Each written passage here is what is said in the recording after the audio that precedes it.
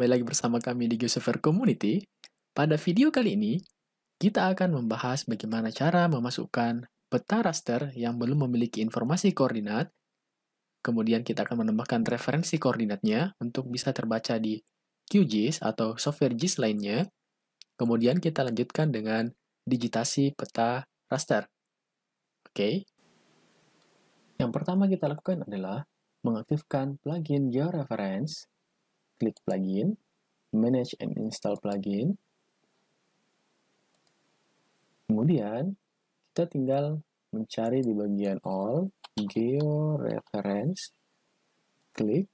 Nah, di sini, Georeference itu sudah terinstall di QGIS-nya, jadi tidak perlu di-download. Tinggal mengaktifkan saja di bagian kiri. Ini ada tombol centang dengan tidak centangnya, kita centang saja, klik. Nah, ini sudah aktif, close. Pada bagian raster, di sini ada georeferencer. Klik georeferencer. Nah, halamannya seperti ini. Kita akan klik File, Open Raster, atau cara cepatnya langsung saja pada bagian toolbarnya, klik Open Raster. Kemudian pilih foldernya. Misalkan kita akan mendigitasi peta topografi. Klik salah satunya. Nah, seperti ini. Untuk peta topografi, kita perhatikan pada tiap sudutnya. Di sini ada yang warna biru, itu adalah koordinat derajat, sementara yang berwarna hitam, itu adalah koordinat UTM dengan satuan meter. Nah, yang mana akan kita pilih? Untuk memudahkan, pertama kita akan menggunakan latihan berdasarkan derajat. Sudah sampai di sini, kita zoom. Kita maximize, kemudian kita zoom. Kita akan membuat 4 titik. 2 titik sebenarnya sudah cukup, tetapi agar proses georeferensinya menjadi lebih mulus, maka kita akan mengambil 4 titik. Kemudian, di sini di atas, pada menu toolbar, klik Add Point, klik. Nah, kita akan diberi pilihan, kita akan disuruh untuk memasukkan nilai, baik itu detik, derajat menit detik, degree minute second, DMS, atau degree koma degree, atau projected coordinate. Nah, sekarang kita akan memasukkan degree koma degree. Di sini 119 derajat 45 menit itu adalah 119,45 menit dibagi dengan 60 itu adalah 0,75 derajat. Nah, kita masukkan 19,75. Kemudian Y-nya 1 derajat, 0,00 menit, itu 1,0. Oke. Jadi akan seperti ini. Kemudian, titik kedua, kita pilih pada pojok yang lain. Mengapa harus di pojok-pojok? Karena di bagian pojok itu akan memudahkan kita melihat nilai koordinatnya. Yang kedua, agar petanya bisa terlamparkan secara penuh. Klik lagi di sini. Nah, kita masukkan X-nya 120,0. Y-nya adalah 1 derajat. Nah, perlu kita perhatikan kembali bahwa di belakangnya satuannya adalah S, second. Artinya dia negatif. Negatif 1. Oke. Nah, untuk yang sebelumnya sama juga. Dia negatif 1. Karena dia adalah satuannya S atau selatan. Notasinya berada di selatan khatulistiwa.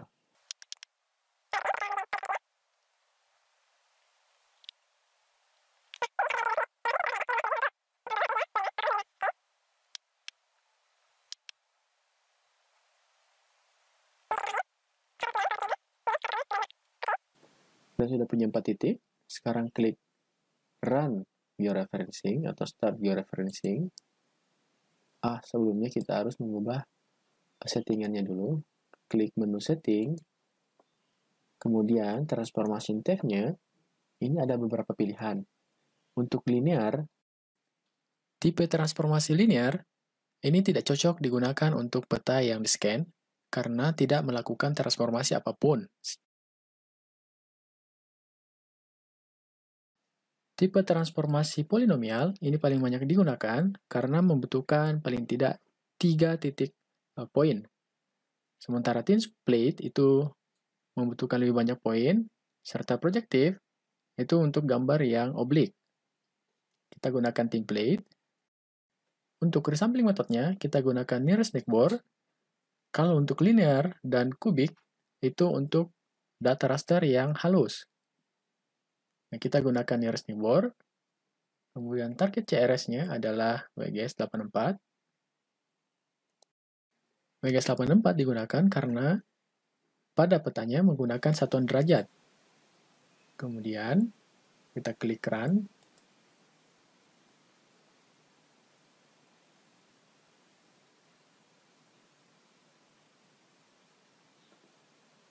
Ini sudah. Di belakang sudah. Coba perhatikan bagian koordinat. Ya, sudah sama seperti itu. Coba kita zoom. 1 derajat 120. Ya, sekitaran itu di sini. Posisinya ada di bagian sekitar Kota Palu. Kita akan masukkan Kota Palunya. Kita akan masukkan peta Indonesia.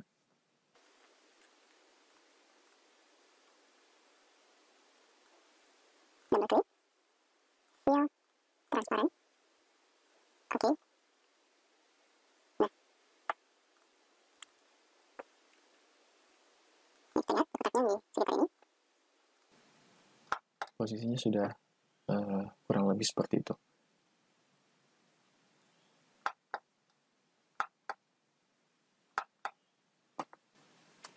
Nah, berikutnya, apa yang akan kita lakukan jika kita memiliki peta yang modelnya seperti ini? Ini tidak memiliki koordinat atau grid. Kemudian kita akan melakukan georeferencing. Yang pertama kita lakukan adalah kita melihat lokasinya ada di mana, misalkan di Sumur Bandung. Kemudian kita perhatikan objek-objek ada di dalamnya. Ini kita lihat banyak bangunan seperti ini. Kemudian kita lihat ada jalan dan seterusnya. Nah, jalan-jalan dan bangunan ini akan kita gunakan sebagai dasar untuk melakukan digitasi atau melakukan georeferencing. Nah, pertama kita akan memasukkan wilayahnya dulu, Sumur Bandung. Nah, selain jalan, kita melihat ada batas-batas wilayah. Misalkan di sini perpotongan batas wilayah, di atas sini, dan lain sebagainya. Nah, kita akan masukkan itu. GADN, itu atas kecamatan, berarti GADN 3. Kemudian double klik. Kita pilih Sumur Bandung, dia ada di Jawa Barat. Kita pilih saja Jawa Barat.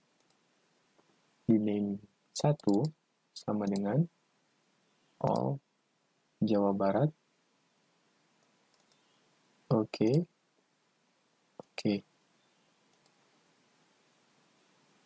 Klik kanan, zoom to layer. Nah, ini Jawa Baratnya.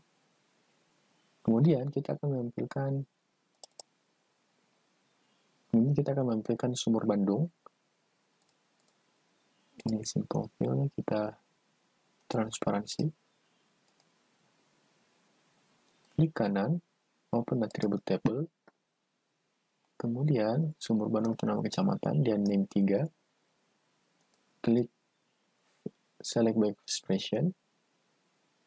Dia di name 3 sama dengan Sumur Bandung.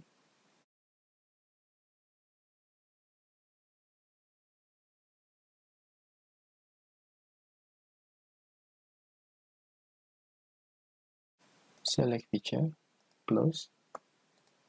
Nah, sumber Bandungnya dari situ. Ini. Berikutnya, kita akan memasukkan gambarnya. Ini kita close. Nah, buka raster, georeferencer, kemudian open raster, layout 2. Nah, kita melihat polanya sama yang di pojokan sini, pojokan atas. Nah, kita akan mengambil area berdasarkan polanya saja yang di pojokannya. Kita klik di sini, pertama add point, kemudian klik di pojokan ini, pemotongan batas wilayahnya, klik. Kemudian kita akan mengisi X dan Y itu berdasarkan dari kanvas, itu yang di perpotongan ini. Dia otomatis terisi, oke. Kemudian titik berikutnya yang mudah kita kenali, misalkan yang pojok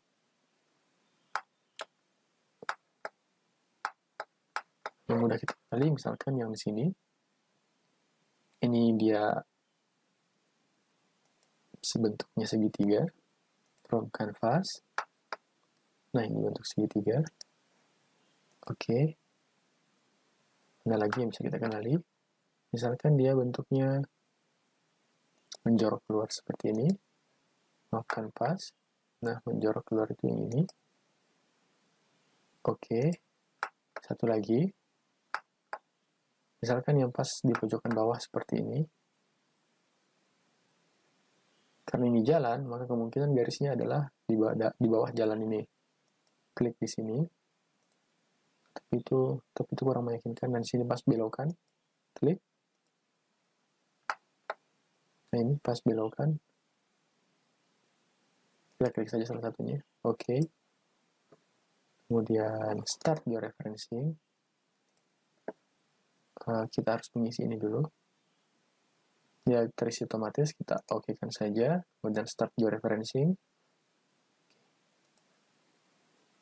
Nah, petanya sudah masuk.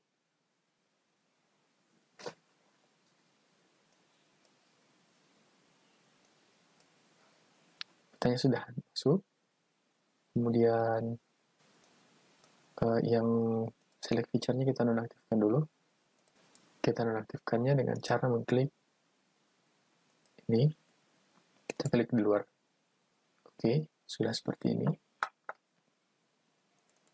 Kemudian outline-nya kita ganti warna merah.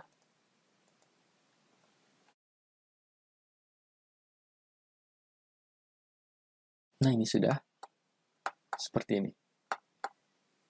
Sekarang kita akan melakukan proses digitasi, di mana proses digitasi adalah memasukkan data gambar ke dalam bentuk digital.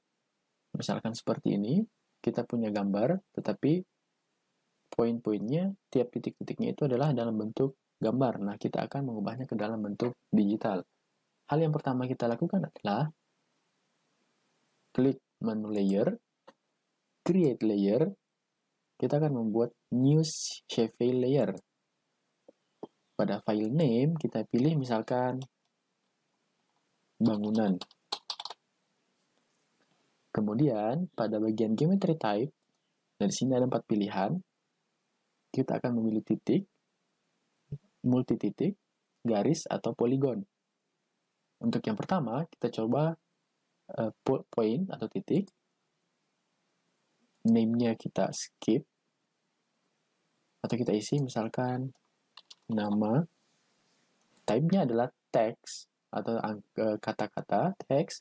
Whole number adalah angka. Decimal number adalah angka dengan desimal. Date atau tanggal atau waktu. Kita pilih misalkan text. Kemudian length itu adalah panjang teksnya. Kita misalkan 80, kita biarkan saja. Add to field list. Nah, dia akan muncul di sini.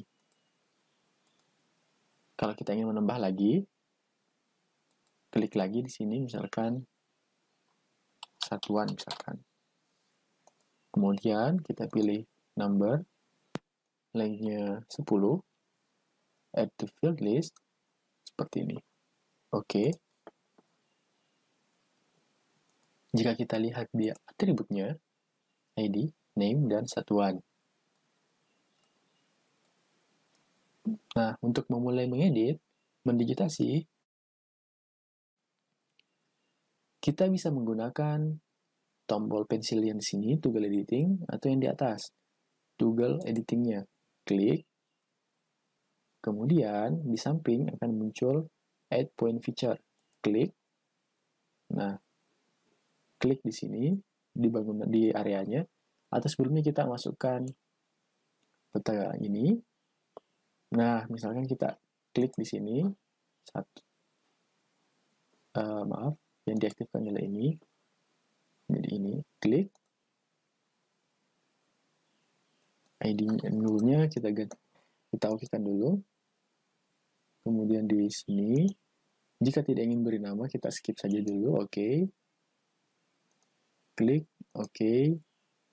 Klik, oke. Kita nonaktifkan ini dan ini. Nah, ini sudah muncul titik-titiknya. Titik-titik yang telah kita buat sebelumnya. Nah, ini sudah ada 4 titik di sini.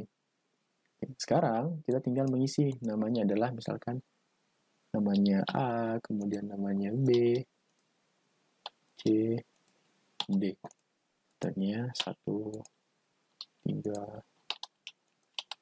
Nah, seperti itu. Ini bebas kita isi. ID-nya 1, 2, 3, 4, dan seterusnya. Kemudian, cara men-save-nya, klik kembali tombol pensilnya, yes. Nah, seperti ini. Dia sudah tersave. Seperti itu. Nah, berikutnya kita akan coba membuat polygon. Ini kita nonaktifkan. Ini kita nyalakan.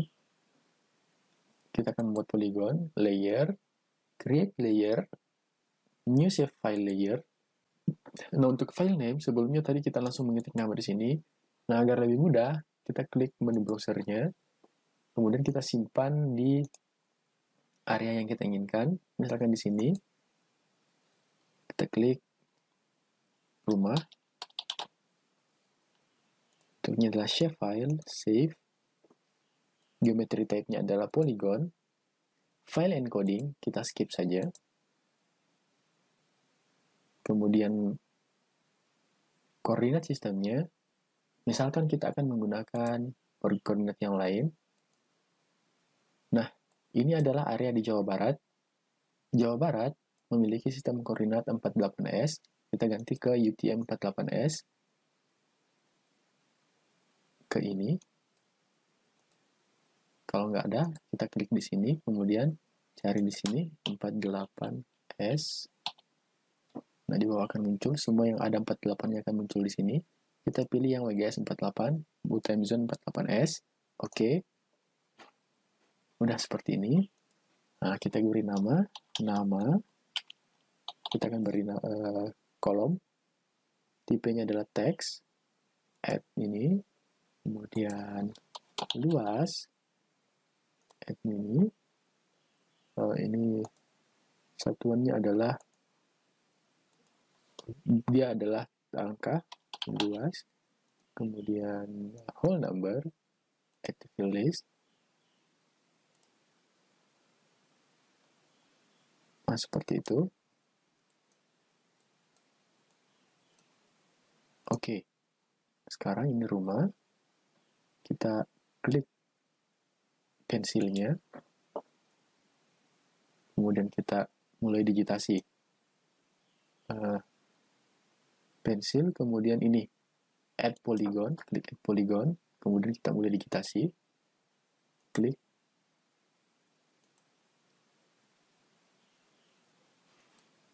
untuk berhenti klik kanan. Oke.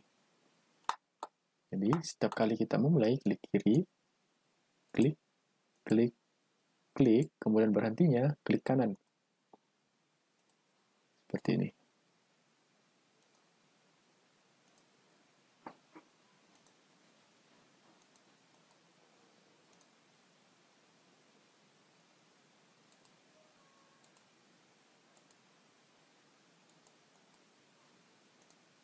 Nah, kita sudah punya beberapa poligon. Sekarang kita lihat isinya seperti apa. Open attribute table. Name-nya misalkan bangunan A, bangunan B, bangunan C, bangunan D. Luasnya, kita akan menggunakan ekspresi.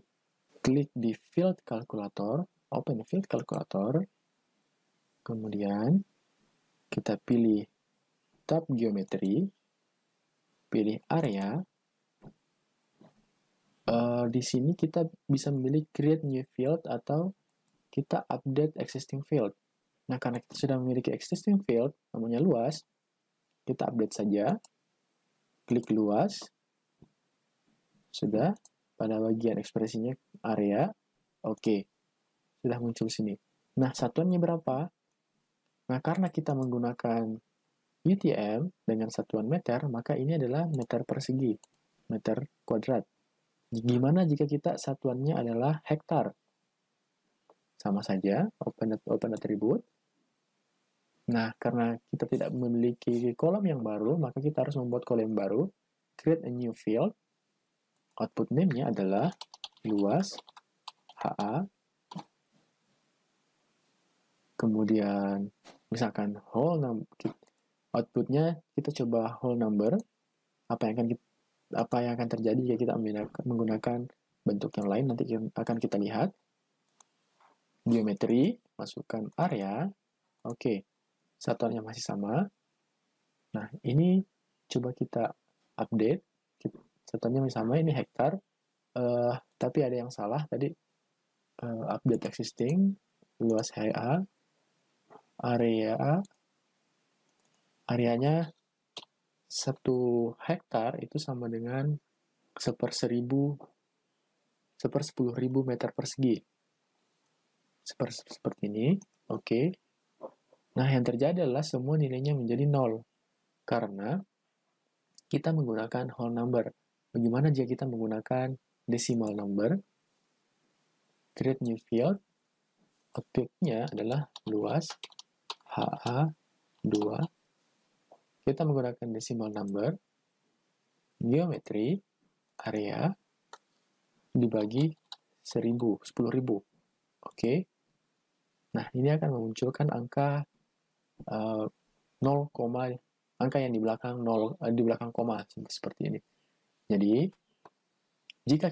Jadi sekarang kita ada 2 pelajaran. Yang pertama adalah cara mengetahui luasnya. Yang kedua, kita mengetahui penggunaan whole number atau decimal number. Sekarang kita coba yang integer 64 bit. Ini luas 3, area dibagi 10.000. Oke. Nah, ini sama dengan yang di sini. Yang whole number dengan whole number sama saja. Jika kita ingin mendapatkan hasil yang presisi atau ada angka di belakang koma, maka kita akan menggunakan real number atau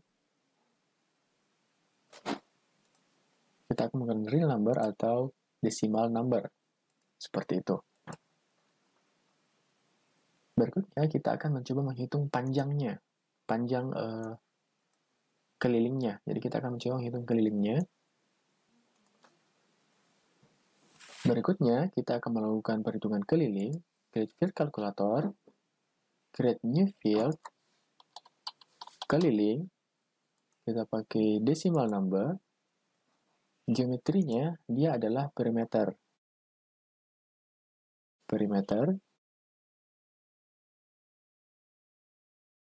Nah, ini adalah kelilingnya dalam satuan meter.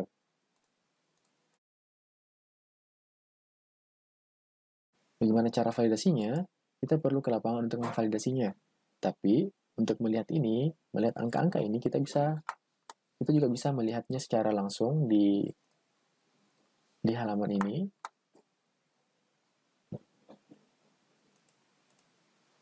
Misalkan yang ini kelilingnya adalah 132. Kita pakai di measure line. Klik measure line. Klik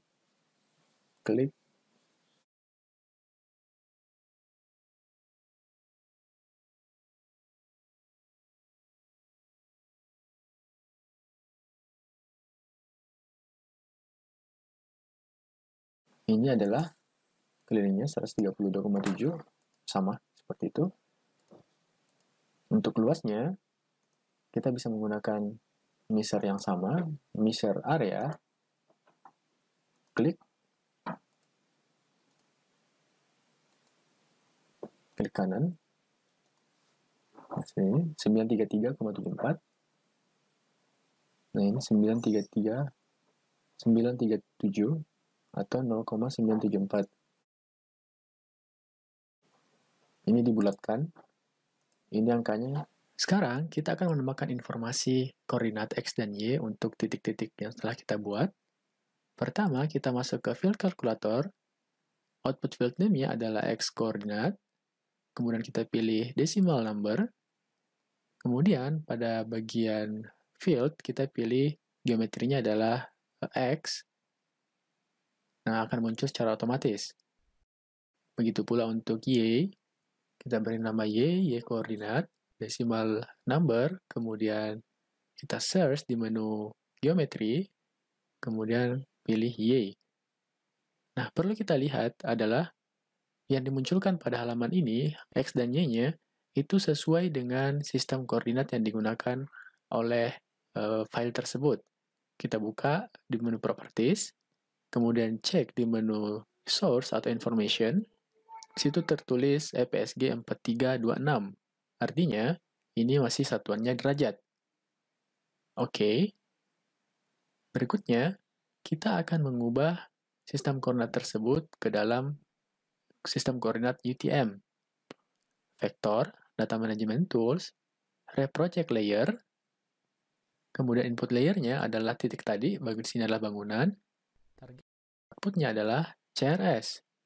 Nah, CRS-nya adalah kita akan memilih 49S. Sama dengan yang tadi, yang bentuk poligon atau bangunan tadi, dia adalah maksudnya adalah 48S. 48S untuk daerah Jawa Barat. Oke. Run. Sebelumnya kita reproject dulu. Kita outputnya, kita buat nama baru. Kita run. Sekarang kita akan mengubah simbolnya. Kita matikan yang pertama. Double klik. Kemudian simbologi. Kita ubah ke bentuk yang lain atau warna yang lain. Misalkan warnanya adalah merah. Yang satunya kita nonaktifkan, yang sebelumnya hasilnya seperti ini. Nah, peta yang titik yang baru ini sudah dalam koordinat UTM. Sekarang kita akan mengganti atau menambahkan informasinya dalam satuan UTM atau meter. Output field name-nya adalah X koordinat UTM.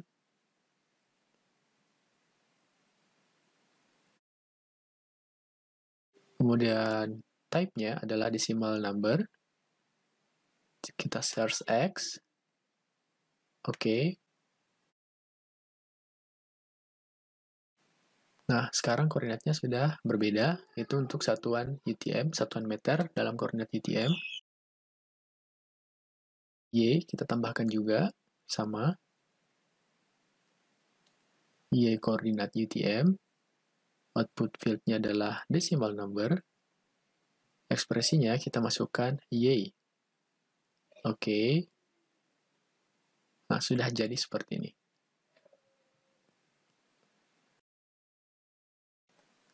Video ini akan kita lanjutkan pada video berikutnya, part kedua, dengan cara memasukkan koordinat dari hasil pengukuran di lapangan dengan GPS. Kemudian kita juga akan menambahkan data dari Excel, kemudian kita gabung dengan data yang telah ada di halaman QGIS kita. Video yang kedua. Sampai jumpa.